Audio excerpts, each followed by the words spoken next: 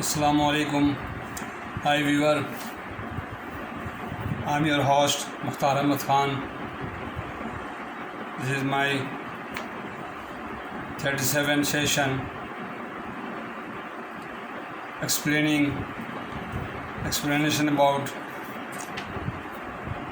Bill of Exchange and Bill of Lading and other documents used in the foreign exchange. Welcome to my channel, Banking, Learning and Earning.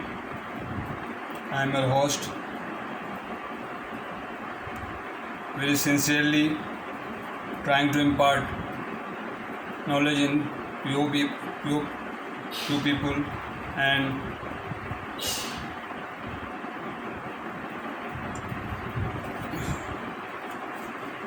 sharing my knowledge about banking and foreign exchange, import, export, refinance, all about the banking. You can see my banner.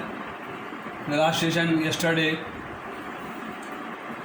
is the all words which are used in foreign exchange.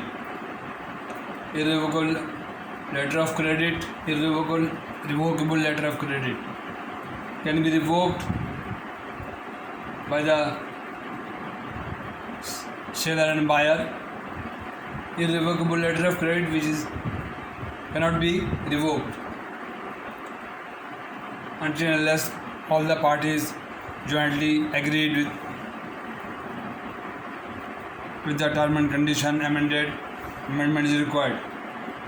Standby credit, red clause LC, green clause LC, all imports are subject to the law of the state to allow some item in the free list importable, or few items are not importable, which are banned item, which are not able to imported, and the banned item. Now first of all, Bill of Lading. Bill of Lading is a document which are used